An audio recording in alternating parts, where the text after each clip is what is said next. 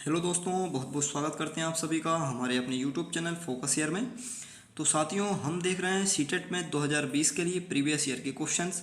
ये सभी जो क्वेश्चंस हम देख रहे हैं ये सभी अभी तक जो सीटेट परीक्षाओं में आ चुके हैं पेपर फर्स्ट के लिए, तो वो सभी क्वेश्चंस हम यहाँ पे देख रहे हैं। ठीक है, जो भी आईएमपी क्वेश्चंस या ऐसे क्वेश्चंस हैं जो इस बार फिर से परीक्षा में आ सकते हैं, तो उस तरह के क्वेश्चंस हमने यहाँ पे लिए हुए हैं। तो आप हमारे साथ लास्ट तक बने रहें और वीडियो को पूरा देखें।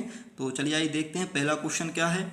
देखिए, पहला क्वेश्चन दिखाई दे रहा है आपको कि किसी पिज्जा का 1/4 भाग रेनू ने खा लिया है। शेष पिज्जा को 12 बराबर भागों में यानी 12 बच्चों में बराबर बराबर बांट दिया गया। इनमें से प्रत्येक बच्चे को पिज्जा का कितना भाग मिला है। ठीक है, तो हमें इस क्वेश्चन को करना है। तो देखिए, अब इस क्वेश्चन में सबसे पहले आपको ये ध्यान रखना है कि पिज्जा कितना है। तो मान लीजिए पिज्जा जब कुछ नहीं दिया होता तो हम मान लेते हैं पिज्जा कितना है, एक है। एक मान लेते हैं पिज्जा क्या है, एक है। ठीक है ना। अब पिज्जा की संख्या एक है मान लीजिए, तो वो ये कह रहे हैं कि इस पिज्जा का 1/4 भाग रेनू ने खा लिया। तो देखिए, अब 1/4 का मतलब क्या होता है, 1/4। ठीक है, तो 1/4 का मतलब होता है 1/4 भाग किसने खा लिया है, रेनू ने खा लिया है। तो शेष भाग क्या बचा, देखिए, तो शेष भाग बचेगा। इसको जब हम घटाएंगे तो इसके नीचे कुछ नहीं तो एक मान लीजिए, और जब इसको हल करेंगे तो 4 एकम 4, इसके बाद यहाँ पे इसका तिर्यक गुणा कर देते हैं हम, तो 4 - 1 यानी कि आ जाएगा 3/4। तो 3/4 क्या बचा, ये इतना भाग बचा हुआ है शेष। ठीक है, अब वो कह रहे हैं इस शेष भाग को भी हमने 12 बच्चों में बराबर बराबर बांट दिया है। तो देखिए, 12 बच्चों को बांटा यानी कि 12 से हम इसको डिवाइड करेंगे तो हमें ये मालूम चल जाएगा प्रत्येक बच्चे के पास कितना भाग पहुंचा है। ठीक है, यानी आपको क्या करना है, इस 3/4 को 12 बराबर बच्चों में बांटने का मतलब ये कि 12 से आप इसको डिवाइड कर देंगे। तो मैंने 12 से फिर इसको भाग कर दिया, तो अब शेष भाग क्या बचा, जो मतलब प्रत्येक बच्चे के पास पहुंचेगा वो हमें बताना है। तो 12 से जब इसको हमने डिवाइड किया तो इसको आप काट दीजिए, 3 को 12 यानी 1/16। तो जो 1/16 आया ये क्या आ गया, देखिए 4 चौको 16 होगा ये, तो 1/16 क्या है, ये भाग जो है ये प्रत्येक बच्चे के पास पहुंच चुका है। ठीक है, तो ये इसका उत्तर हो गया। इस तरह से इसे हमें हल करना है। चलिए आइए अगला क्वेश्चन देखते हैं। तो देखिए, अगला क्वेश्चन है कि एक ताज़ा मछली को सुखाने पर उसका भार 1/3 रह जाता है। सुनीता 1500 किलो ताज़ा मछली 25 रुपये प्रति किलो के भाव से खरीदकर उसको सुखाकर 80 प्रति किलो के भाव पर बेच देती है। तो इस प्रकार भाई मतलब कितना पैसा कमाती है।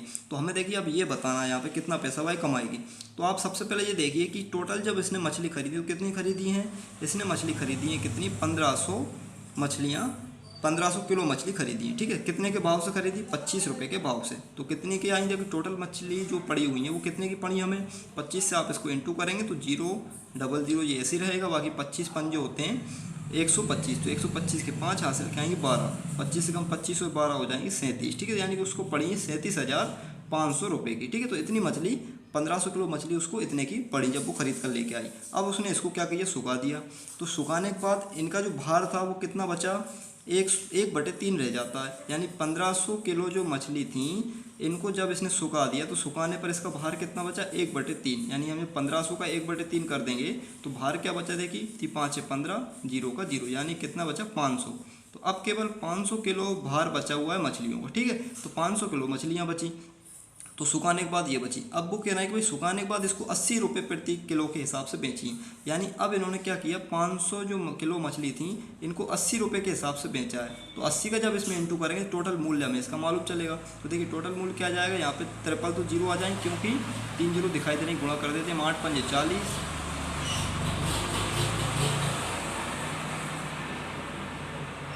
तो देखिए 8 पंजे 40, तो ये होगा 40,000। यानी 40,000 में इसको टोटल इसने क्या कर दिया, बेच दिया मछलियों को। तो अब हमें ये बताना इसने कमाया कितना। तो हम इसको कमाया क्यों हुआ कैसे निकाल सकते हैं, कितनी कमाई हुई इसकी। तो देखिए 40,000 और 37,500 के बीच का अंतर, यानी इनको घटा के देख लीजिए आप तो कमाई पता चल जाएगी।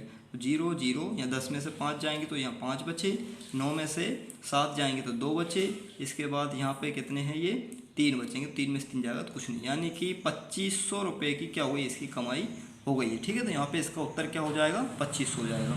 तो चलिए आइए अगला क्वेश्चन देखेंगे अब। तो देखिए अगला क्वेश्चन है, इसमें लिखा हुआ है एक चॉकलेट के 12 बराबर भाग हैं। मंजू ने इसका 1/4 भाग अंजू को दे दिया है, इसका 1/3 भाग सुजाता को दिया और इसका 1/6 भाग फिजा को दिया है। ठीक है, तो मंजू के पास अब चॉकलेट से बचे भाग बताइए। तो देखिए अब हमें भाग बताना है कितने बचे इसके पास। तो आप पहले ये ध्यान रखिए कि टोटल चॉकलेट के भाग कितने हैं, 12। अब इस 12 का इन्होंने 1/4 भाग जो है वो किसको दिया है, अंजू को दिया है। तो इसका 1/4 भाग निकाल लेते हैं। देखिए 4 तिया 12 यानी कि 3 चॉकलेट यानी 3 जो भाग हैं वो किसके पास पहुंच गए हैं, अंजू के पास। अब इसके बाद इसी 12 का कितना भाग है, देखिए 1/3 भाग, यानी 1/3 भाग किसको दिया है, 1/3 भाग दिया है सुजाता को। यानी 3 से आप इसको फिर डिवाइड करेंगे, 4 बार कट जाएगा, यानी कि 4 भाग किसके पास पहुंच गए, सुजाता के पास। अब इसी 12 का अगली बार देखें तो कितना भाग है, 1/6 भाग। तो 1/6 भाग फिजा को दिया है, तो 1/6 भाग फिजा का निकाल लीजिए। देखिए इसको काट दीजिए आप, 6 दूनी 12 यानी 2 चॉकलेट, यानी दो जो भाग हैं तो 2 भाग आ गए हैं किसके पास, फिजा के पास। तो टोटल देखिए कितने भाग पहुंच गए हैं सभी के पास, 3 और 4 7, 7 और 2 9। तो यानी 9 चॉकलेट के जो भाग थे वो तो आ गए इन तीनों के पास। तो अब जो अपनी क्या थी, मंजू थी, तो मंजू के पास अब कितना बचा है वो हमें बताना है। तो टोटल चॉकलेट थी 12, 12 में से 9 आप घटा दीजिए, तो शेष क्या बच रहा है, 3, यानी 3 भाग किसके पास बचे, मंजू के पास बचे। तो ये इसका उत्तर हो गया है, काफ़ी आसान है। चलिए आइए अगला क्वेश्चन देखते हैं। तो चलिए देखते हैं, देखिए अगला क्वेश्चन, एक बाग के वृक्षों में नीम के वृक्षों की जो संख्या है, नीम के वृक्षों की संख्या कितनी है, 1/6 भाग है।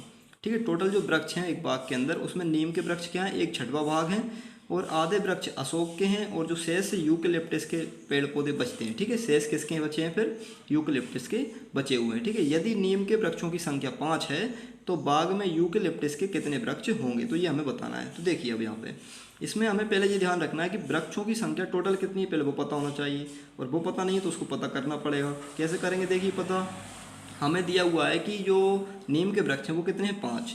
तो नीम के वृक्ष कितने हैं, 5 हैं, और टोटल वृक्षों का ये कितने भाग हैं, 1/6 भाग, यानी 1/6 भाग का बराबर मतलब इसका कितना हो गया, 5 हो गया। 1/6 भाग किसके बराबर है, 5 के बराबर है। ठीक है, तो अब हम इसी से क्या निकाल सकते हैं, पूरे वृक्षों की संख्या। देखिए इसका त्रिक गुणा कर दीजिए, तो त्रिक गुणा करेंगे तो 5 छक्के हो जाएंगे 30। तो यहाँ 30 कितने हो गए, कुल वृक्ष हो गए, तो कुल वृक्ष हो गए 30। अब उन्होंने कहा था कि भाई इसके आधे वृक्ष अशोक के हैं, तो ध्यान रखिए भाई अशोक जो है ना एक व्यक्ति नहीं है। ठीक है, तो आप सोचो कोई अशोक कोई व्यक्ति है उसके हैं, तो अशोक का एक वृक्ष है, अशोक नाम का वृक्ष होता है। ठीक है, तो उसकी संख्या कितनी है, इसकी आधी है, यानी 30 का आधा कर दीजिए। 30 का आधा करेंगे तो आप अशोक के वृक्ष निकल जाएंगे, 2 से आप इसको काटेंगे तो 15 आ जाएगा। ठीक है, तो 15 हो गए हैं अशोक के, तो ये आपको ध्यान रखना है, 15 किसके हैं, अशोक के हैं। अब जो शेष बचते हैं वो यूकेलिप्टस के हैं। तो देखिए अब 30 में से, टोटल 30 वृक्षों में से भाई हमें पता है 5 थे किसके, नीम के, और 15 हो गए अशोक के, तो शेष कितने बचे, देखिए 20 घटा देंगे आप 30 में से, तो 20 जब घट जाएंगे तो बचेंगे 10। तो 10 क्या बचे, अब यूकेलिप्टस के बचे। तो हमसे यही पूछा था कि भाई यूकेलिप्टस के कितने पेड़ यहाँ पे होंगे, कितने वृक्ष होंगे। ठीक है, तो ये इसका उत्तर हो गया है, 10 हो गए यूकेलिप्टस के वृक्ष। चलिए ये इसका उत्तर हो गया है। अब हम देखेंगे अगला क्वेश्चन। तो देखिए अगला क्वेश्चन है, एक स्कूल में आधे छात्र बैडमिंटन खेलते हैं, 1/4 छात्र वॉलीबॉल खेलते हैं, और 1/8 भाग टेनिस खेलते हैं। इसके अलावा 1/16 जो भाग छात्र हैं वो शतरंज खेलना पसंद करते हैं।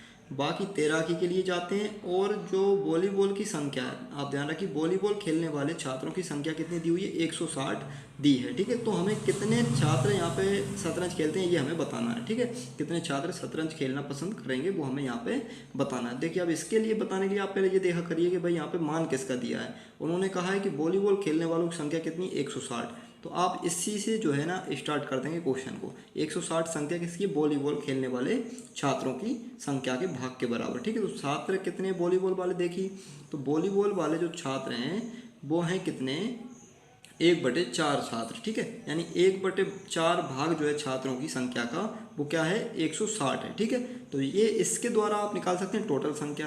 तो जैसे ही आप 4 का गुणा जब इसमें 160 में करेंगे तो कितना आ जाएगा, देखिए 16 चौक होते हैं 64, यानी कि 640 क्या हो गए, कुल छात्र हो गए।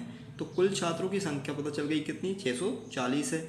अब 640 टोटल है, तो हमसे क्या कहा गया था कि भाई कितने छात्र ऐसे हैं जो शतरंज खेलते हैं। तो हमें पता है शतरंज की संख्या कितनी दी हुई है, 1/16 भाग दी है, यानी टोटल छात्रों की 1/16 भाग जो संख्या है वो क्या है, शतरंज खेलने वाले हैं। तो जब हम इन टोटल छात्रों का 1/16 निकाल देंगे तो इससे हमें पता चल जाएगा कुल शतरंज वाली संख्या कितनी आ गई है, वो हमें पता चल जाएगा। देखिए अब 640 का जब हम 1/16 कर देंगे तो कितना आ जाएगा, देखिए 16 से आप इसको काट दी, 16 चौक 64 और ये 4 के साथ में आ जाएगा 0, यानी बन जाएगा केवल 40। तो 40 आ गए शतरंज खेलने वाले, ठीक है। तो ये इसका उत्तर हो गया है। इस तरह से हमें ये हल करना था। तो दोस्तों अगर वीडियो पसंद आए तो लाइक करें, शेयर करें और हमारे चैनल को सब्सक्राइब कर दें, साथ वो बेल आइकन दबाएं जिससे आने वाली वीडियो का नोटिफिकेशन आपको आसानी से मिल सकें। बहुत बहुत धन्यवाद आप सभी का।